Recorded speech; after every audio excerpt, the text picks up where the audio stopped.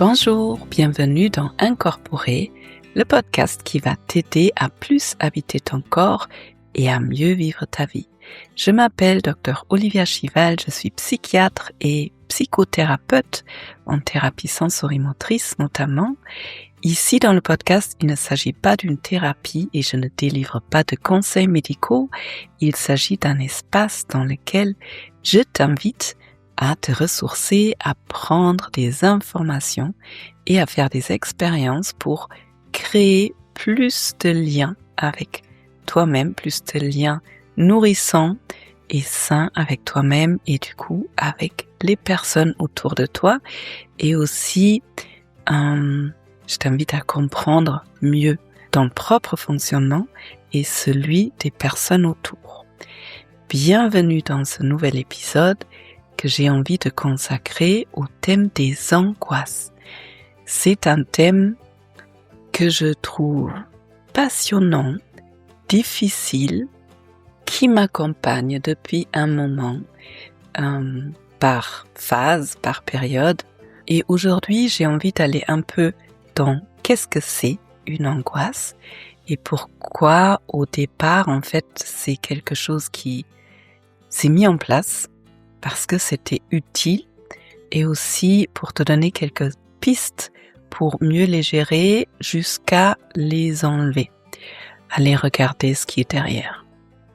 Parce qu'en fait, quand on a des angoisses, on a surtout une envie, c'est de se débarrasser de cette angoisse, mais souvent c'est pas si simple tant que on ne regarde pas ce qui est en dessous, parce qu'une angoisse, comme toute émotion, même si je ne considère pas l'angoisse comme une émotion, mais comme tout, l'angoisse aussi porte une information et a besoin d'être vue, d'être reconnue et d'être utilisée pour comprendre et pour soigner ce qui est en dessous. Et avec tout ça dit, c'est parti pour l'épisode. Alors, j'ai envie de commencer par la définition de l'angoisse. Qu'est-ce que c'est l'angoisse ? C'est d'ailleurs un mot bien français. En allemand, par exemple, on n'a pas ce mot. Et ça, mais bon, ce serait pour un autre podcast. C'est super intéressant, les mots qui existent selon les langues et selon les cultures. Bref, en tout cas, en français, ce mot existe, angoisse. On pourrait dire que c'est un état émotionnel, mais encore une fois, moi, je ne considère pas l'angoisse comme une émotion, mais ça se discute, bien sûr. C'est un état de détresse intense qui se vit au niveau du corps. Le système nerveux est en alerte sans qu'il y ait un objet, un réel danger concret. C'est ça la différence avec la peur. Parce que quand on a peur, c'est en lien avec quelque chose de concret, un objet. En fait, je peux avoir peur d'un accident, c'est concret. Je peux avoir peur d'une araignée, c'est quelque chose, c'est un objet, c'est concret. L'angoisse, c'est quelque chose qui est assez diffus, mais qui peut être très envahissant. Et au niveau corporel, ça peut être le ventre qui se serre, une sensation d'étouffement, ça peut être le cœur qui s'accélère. Et autant ça peut venir d'un coup et du coup on a presque l'impression de devoir mourir, comme ça peut être quelque chose qui est latent, au fond. Toujours une tension, un truc assez aigu, mais quand même sous-jacent au niveau de l'estomac qui serre, qui est agité, et on a du mal à s'apaiser avec ça. Et donc c'est vraiment le corps qui est en alerte, comme si là il y avait un danger imminent, mais il n'y a rien. Souvent, on ne sait même pas pourquoi on est angoissé. Ou on a une cause, mais on peut rien y faire. C'est pas comme un ours où on peut courir ou fuir ou attaquer. Là, il n'y a pas d'objet. Et en fait, au final, c'est faux. Il y a un objet, mais c'est un objet qui est bien enfoui et souvent qui est très, très inconscient. Parce que l'angoisse, elle protège. Elle protège de quoi ? Elle protège des émotions qui sont en dessous cette angoisse et qui sont souvent bien cachées et bien protégées. Des émotions comme de la colère, de la tristesse, de la honte, un deuil. Et en fait, pourquoi cette angoisse, elle protège? Parce que, à un moment donné, ces émotions en dessous, elles étaient trop insupportables. Soit trop insupportables pour le système lui-même, je dis n'importe quoi, un deuil. Si je perds quelqu'un et soit je n'ai pas les ressources pour faire face à cette tristesse immense qu'on peut appeler deuil, ou si je n'ai pas l'espace, je n'ai tout simplement pas le temps parce que ma vie elle est trop remplie et je ne prends pas le temps pour faire ce deuil, pour me laisser traverser par la tristesse, la colère et toutes les émotions qui vont ensemble dans le deuil, eh bien, je vais les cacher, mais les émotions sont toujours là. Et si je fais pas à un moment donné de l'espace pour ces émotions que j'ai bien mis au fond et un couvercle dessus, eh bien le corps peut commencer à exprimer le besoin de libérer ces émotions par de l'angoisse. Ou un autre exemple, si par exemple dans l'enfance, un enfant a vécu une immense tristesse, par exemple par absence de lien des parents, et cette tristesse n'était pas accueillie par les parents parce que absents, ou était même puni, ou personne ne pouvait supporter cette tristesse parce que peut-être pour les parents, la tristesse de l'enfant, ça a déclenché leur propre tristesse et du coup, c'était interdit de ressentir et de montrer de la tristesse. Eh bien, cet enfant va apprendre cette tristesse. Premièrement, elle est insupportable et moi, j'ai pas du tout les ressources de gérer ça. Et deux, il y a personne qui peut m'aider à gérer cette tristesse. Donc, notre système qui est quand même phénoménal pour nous protéger et pour faire en sorte qu'on fonctionne et qu'on rentre dans le système dans lequel on est, eh bien, on cache cette tristesse-là, on met une couche dessus, c'est l'angoisse. Parce que l'angoisse, elle est certes omniprésente, mais elle n'a pas de prise. Et souvent, un état angoissé, c'est, socialement plus accepté que une tristesse profonde, une tristesse débordante, une tristesse qui est un puissant fond. Et en plus, on oublie ce qui est en dessous de cette angoisse. Donc, je n'ai plus à me préoccuper, entre guillemets, de la tristesse. J'ai juste à gérer mon angoisse, à essayer de vivre avec. Je caricature. Alors, comment faire quand on est angoissé et on veut se débarrasser de cette angoisse? Moi, je conseille d'aller en thérapie. Et qu'est-ce qui se passe quand on est en thérapie? Souvent, ce qui se passe quand on veut approcher l'angoisse, c'est qu'on n'arrive pas à accéder. En fait, on n'arrive pas à accéder tant que le système n'est pas prêt. Et ça peut se montrer par plusieurs façons. Par exemple, la dissociation. Je suis super angoissée, je vais voir mon thérapeute, on veut travailler dessus, et l'angoisse elle est dans le corps, donc moi je travaille avec la thérapie sensorimotrice, on va essayer de regarder l'angoisse dans le corps, et quelque chose qui m'est arrivé pendant des années, je sens plus rien. Il y a plus rien. Il y a plus d'angoisse, mais pire que ça, je sens même plus mon corps. Niet, niente, point. Point à la ligne, je peux plus avancer. En fait, en début de séance, je n'ai plus de matière pour travailler parce que mon système se ferme complètement, ferme la porte et du coup, aucun moyen pour travailler avec ça. Alors bien sûr, on peut travailler. On peut aller regarder la résistance, entre guillemets résistance. On peut travailler avec la dissociation. Quand il y a quelque chose qui se bloque, on peut travailler avec le blocage, mais au final, l'angoisse ne se force pas, ou enlever l'angoisse, ça se force pas. Il faut que le système soit prêt. Et donc, en général, dans les thérapies psychocorporelles, ce qu'on fait, c'est augmenter les ressources pour que le système, ton système nerveux, apprend de plus en plus à être en sécurité. Parce que tant que ton système n'a pas cette possibilité de se mettre en sécurité, Il va jamais te laisser l'accès à l'angoisse parce que le danger, c'est l'émotion derrière. Et comme à un moment donné, ton système a pris cette émotion, donc colère, tristesse, deuil, honte, comme une menace existentielle, comme tellement forte, la tristesse du petit enfant sans lien, c'était pour l'enfant un danger de mort. L'enfant, entre guillemets, s'est dit: «Je n'arrive pas à gérer ça et si je sens cette tristesse, j'ai l'impression que je vais devoir mourir». Donc c'est vraiment une menace existentielle d'aller approcher cette émotion en dessous de l'angoisse et du coup, tant que ton système n'a pas les ressources pour, il va bloquer l'accès. Ça peut être très frustrant et là je vous parle de ma propre expérience parce que ça peut prendre du temps. Selon ton système, tes ressources, la manière dont l'angoisse s'est formée, l'intensité avec laquelle c'était important pour l'enfant, par exemple, d'avoir cette protection, eh bien, ça peut aller vite comme ça peut prendre des années.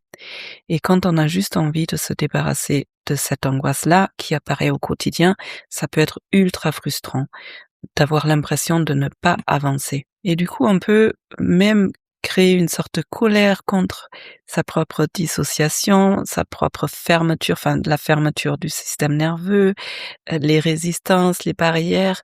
Et en revanche, c'est vraiment intelligent parce que le système sait exactement si tu as les capacités d'accueillir et de te laisser traverser et de transformer cette émotion en dessous, parce que c'est de ça qu'il s'agit, pas de l'angoisse, ou si c'est pas encore le moment. Donc c'est pas un choix, c'est la survie. Et c'est un système qui est hyper intelligent et donc qui a besoin aussi d'être reconnu dans sa façon de te protéger au final. Qu'est-ce que je suis en train de dire par ça? C'est que ton système doit être prêt. Et comment on arrive à favoriser le fait que ton système commence à se sentir prêt? Premièrement, dans la co-régulation. Par exemple, avec un thérapeute dans lequel ton système nerveux peut apprendre ici, je suis en sécurité. Ou ça peut être dans une relation. En revanche, la sécurité dans une relation, même dans une relation thérapeutique, et surtout quand on a vécu des traumatismes, ça prend du temps et on ne peut pas la forcer. Et des fois, je ne sais pas si tu connais ça, ta tête, et même dans les relations intimes, ta tête, elle se dit: «Super, je me sens trop en sécurité, je me sens vraiment bien ici», mais en fait, ton corps, il est pas du tout du même avis. Donc là, pour que ton corps te laisse ouvrir, apaiser, adoucir, fluidifier, te laisse traverser ces angoisses, il faut vraiment que ton corps soit prêt. Et tant que ton système nerveux ne se sent pas vraiment en sécurité, c'est pas la peine de tirer dessus. Au contraire, quand on tire dessus ou quand on force, quand on va trop vite, le système, il va se fermer encore plus. Je reviens à la fenêtre de tolérance, si ça t'intéresse. Il y a un épisode particulier par rapport à la fenêtre de tolérance. Il s'agit d'aller en douceur, tranquillement, en respectant ton rythme et la fenêtre va s'agrandir. À chaque fois que je sors de la fenêtre trop violemment, elle va se refermer et je perds du temps. Donc, c'est la relation thérapeutique ou la relation à la co-régulation. 2, c'est la régulation, l'autorégulation. Apprendre des ressources à mettre en place soi-même pour, pareil, augmenter, élargir la fenêtre de tolérance pour se réguler, pour prendre plus confiance dans sa propre façon de créer de la sécurité. Et 3, c'est vraiment respecter ton propre rythme. On ne peut pas aller plus vite que la musique. Et personnellement, bon, c'est un jugement, j'avoue, je ne connais pas toutes les autres thérapies, mais je trouve ça dommage quand quelqu'un travaille sur les traumatismes et est complètement hors de la fenêtre de tolérance pendant des semaines parce que on est allé trop vite en thérapie. En thérapie sensorimotrice, on travaille par phase. La première phase, c'est vraiment apprendre à être et à revenir dans la sécurité. Et sans ça, on va pas aller plus vite. Et si en thérapie, je me rends compte, oups, la personne elle dissocie, ou oups, la personne là, elle sort de la fenêtre de tolérance, elle est trop activée, c'est une information pour moi à prendre vraiment en compte. C'est une information qui dit, là, on est allé trop vite, on va ralentir, on va reculer. Parce que pour moi, ça sert à rien du tout de foncer dans le trauma ou dans l'émotion qui enfouit quand le système n'est pas prêt, parce que pour moi, c'est une sorte de, entre guillemets, retraumatisation qui va faire que le système va se fermer encore plus. Et encore une fois, je perds du temps parce que là, pour que le système réapprend la sécurité, eh bien, c'est du boulot. Donc là aussi, j'ai appris ça, je crois, en thérapie sensorimotrice, on dit les petits pas sans les grands pas. Moi, je préfère toujours faire des petits pas, mais de façon régulière, plutôt que de faire un grand pas et le résultat, il s'effondre tout de suite après. Je préfère créer une vraie base stable sur la durée qui fait un nouveau fondement, qui fait que les choses peuvent changer en sécurité. Et admettons, ton système, il commence à avoir des sacrées ressources et à se sentir en sécurité dans une relation. Comment on facilite maintenant l'accès à l'angoisse? Ou plutôt aux émotions en dessous, parce que c'est les émotions en dessous qui ont besoin d'être vues, traversées, transformées. Eh bien, mais bon, comme c'est la couche d'angoisse au-dessus, comment on facilite l'accès à ça? C'est par le corps. Parce que si je vais aller chercher l'émotion directement, ça risque juste d'augmenter l'anxiété, la protection. Et comme l'angoisse, elle est dans le corps, on peut aller rechercher la sensation. À quel endroit je sens cette angoisse? Est-ce que c'est la poitrine qui se serre, ou le ventre qui se noue, ou la gorge, où je sens comme une électricité? Et ce qui peut être intéressant, c'est de mettre du mouvement. Par exemple, par la danse. Tu te connectes à cette sensation dans la gorge et quel mouvement ton corps a besoin de faire ou a envie de faire. Comment je peux aider le corps à faire circuler, à faire bouger cette angoisse qui est quelque chose qui est rigide et qui tient. Comment je peux la faire circuler? Et quand cette angoisse commence à bouger, eh bien ça peut libérer un chemin vers les émotions en dessous. C'est peut-être un peu abstrait, mais libérer l'accès, ça veut dire je commence à mettre en mouvement mon corps, je sens là, ça serre dans la gorge, mon corps il aurait envie de faire tel et tel mouvement, je le laisse faire, et hop, peut-être à un moment donné, il y a une autre sensation, et peut-être un tout petit peu de tristesse qui monte, les larmes derrière les yeux. Il y a peut-être un tout petit peu de colère, ou il y a quelque chose qui serre dans les mâchoires, dans les poings. Et ça, c'est hyper précieux parce que là, tu sens, ah ok, la couche protectrice, elle s'est ouverte un tout petit peu, ça me laisse un tout petit peu accès à l'émotion en dessous.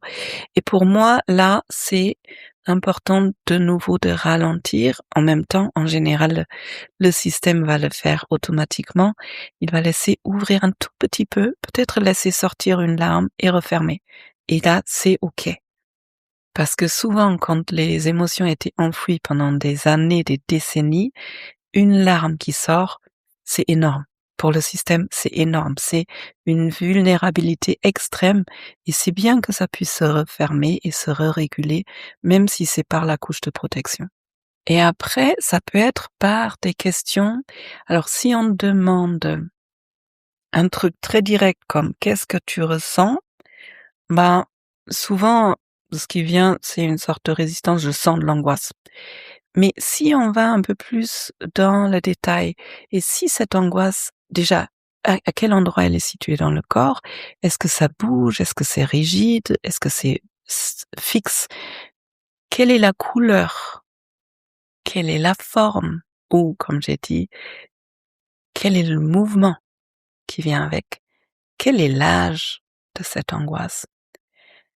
Ou, et là j'ai envie de partager quelque chose que j'ai vécu il y a pas très longtemps, parce que comme je l'ai laissé sous-entendre un peu entre les lignes, moi, l'angoisse, elle était forte, et pendant des années en thérapie, je dissociais à chaque fois, donc aucun moyen d'accéder en dessous.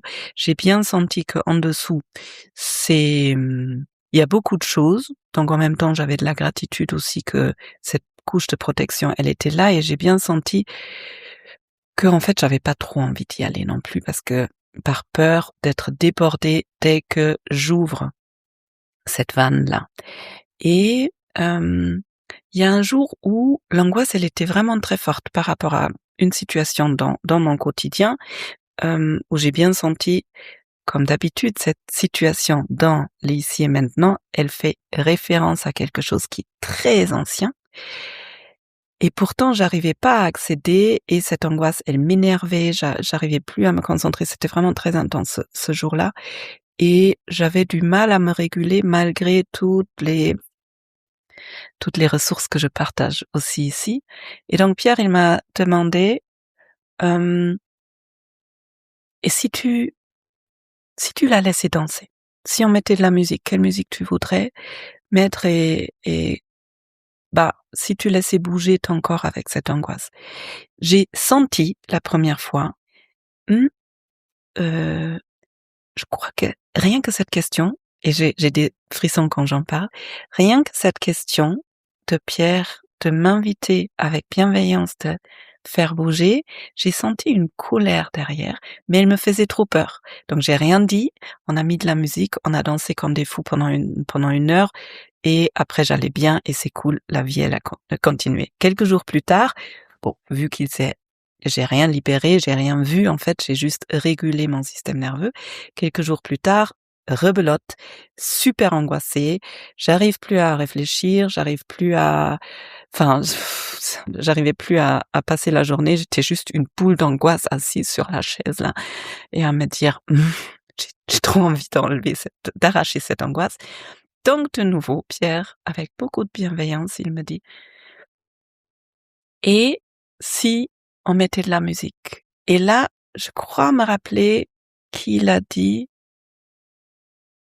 non, je me rappelle plus trop, s'il m'a demandé ce qui était derrière l'angoisse, mais en tout cas, à l'idée, il a dû poser une autre question.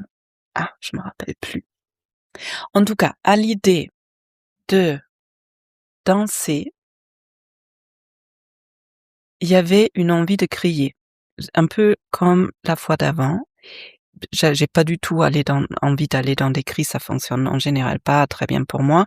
Mais là, je me suis autorisée juste à le dire. Je lui dis: «En fait, si tu me proposes d'aller danser, il y a une envie de crier derrière». Je me suis autorisée de dire ça. Lui, il m'a regardé, après il a commencé à faire la vaisselle, mais il m'a dit: «Mais ça, c'est super intéressant, Olivia, si tu me dis qu'il y a une envie de crier». Et ça, je crois, à ce moment-là, je me sentais tellement en sécurité que le simple fait qu'il contacte ça par des mots en me disant: «Ça, c'est intéressant, cette envie de crier», et là, oui, les larmes sont venues. Hem, Chose qui est rare pour moi parce que ça se protège tellement que pleurer, bon, je commence à pleurer depuis quelques années, mais par rapport à cette émotion en dessous qui est très ancienne, je pense que j'ai pas encore pleuré. Et ce qui est intéressant, c'est que je me suis pas effondrée en larmes pendant des heures. Il y a des larmes qui sont montées. J'ai pu pleurer dans ses bras pendant 2 minutes, et puis ça s'est refermé, et ça s'est refermé avec beaucoup de douceur, et j'ai vraiment senti la tristesse, la profonde tristesse de la petite Olivia qui était là depuis longtemps, et c'était, même si c'était juste 2 minutes, c'était ultra libérateur, et miracle, pour le reste de la journée, zéro angoisse, plus d'angoisse. Après, c'est revenu par moments, mais j'ai l'impression quand même différemment. Comme si quelque chose a commencé vraiment à bouger, à se montrer, à être accepté. Bon, je reviens sur qu'est-ce qui facilite l'accès à l'angoisse et aux émotions en dessous. C'est la lenteur, parce que quand on va trop vite, ça peut même augmenter l'anxiété, mais le plus on ralentit, le plus le système, enfin, on ressent, on fait de l'espace. Et ce qui peut aider aussi vraiment, c'est au lieu d'être dans le jugement et dans, comment dire, je ne veux pas avoir cette angoisse, elle est horrible, aller dans la reconnaissance de l'angoisse et vraiment reconnaître cette angoisse, elle a une raison d'être là.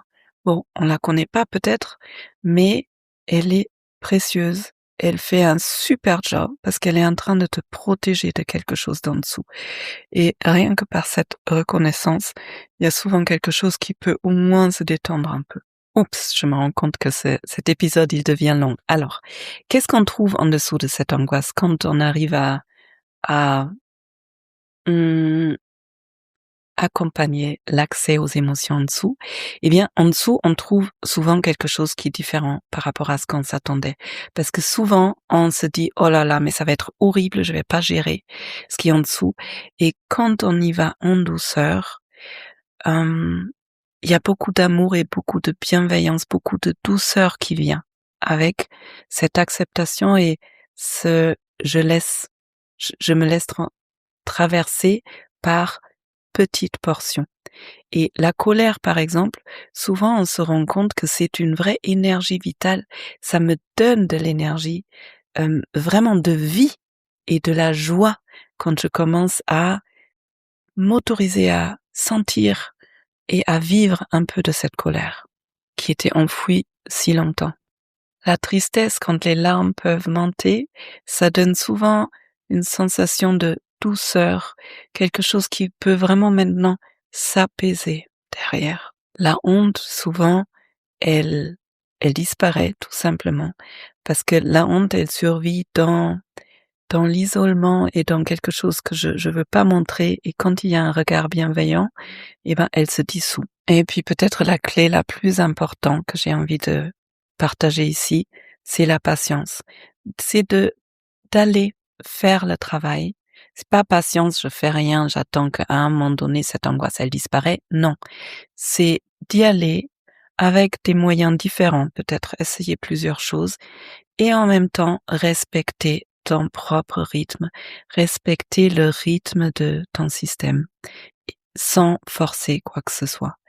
Parce que rien que le fait de respecter ton rythme, d'accepter le rythme de ton corps, de ton système, eh bien, rien que ça, c'est déjà guérisseur en soi. Voilà, bienvenue après cet épisode long, peut-être un peu intense. J'espère qu'il y a des choses qui t'ont parlé là-dedans. Si tu connais quelqu'un qui aurait besoin d'écouter cet épisode, merci de le partager. Sinon, merci de toute façon d'être là. Merci pour ta confiance. Et si tu as envie de soutenir mon travail, tu peux abonner la chaîne, me laisser des commentaires, des avis 5 étoiles, et tu peux aussi t'inscrire à la lettre d'Olivia, dans laquelle je partage encore un peu différemment ce que moi je regarde dans mon quotidien, puisque moi je suis là pour grandir moi-même et pour partager ce que j'apprends dans ce podcast pour t'aider à trouver tes propres clés. Et maintenant, je te souhaite d'aller bien, en tout cas de trouver toutes les ressources dont tu as besoin, toute la bienveillance, toute ta propre bienveillance, ta propre douceur et ta propre puissance et joie de vivre. Et avec plaisir pour, dans une semaine, prends bien soin de toi.